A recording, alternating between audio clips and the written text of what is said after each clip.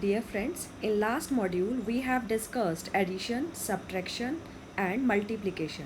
And now in this module we will study how to divide and use of identities. Now first we will discuss division. So question arises, how to divide algebraic expressions. 9y raised to power 5 divided by 3y raised to power 2. So here we are to divide 9 by 3 and we'll get 3.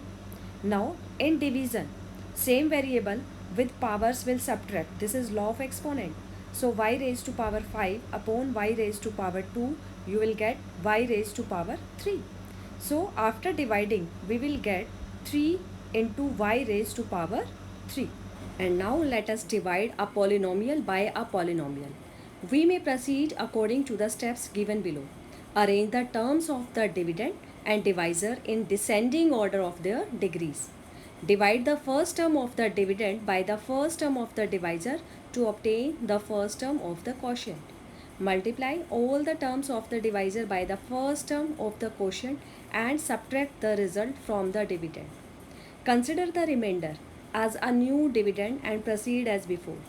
Repeat this process till we obtain a remainder which is either 0 or a polynomial of degree less than that of the divisor.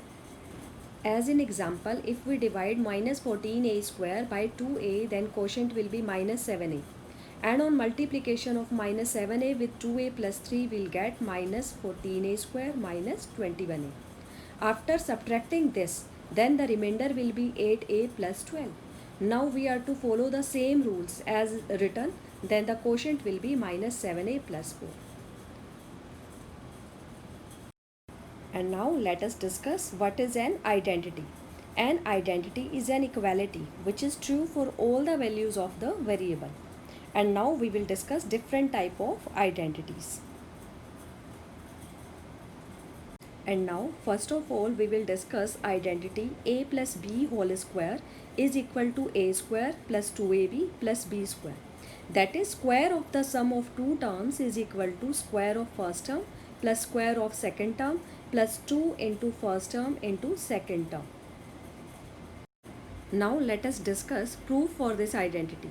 A plus b whole square means we are to multiply a plus b with a plus b.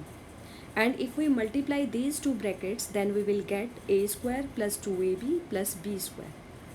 Now let us discuss identity 2, which is a minus b whole square equal to a square minus 2ab plus b square.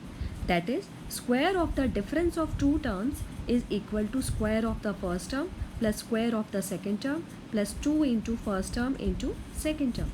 And similarly, we can prove this identity also by multiply a minus b with a minus b, will get a square minus 2ab plus b square.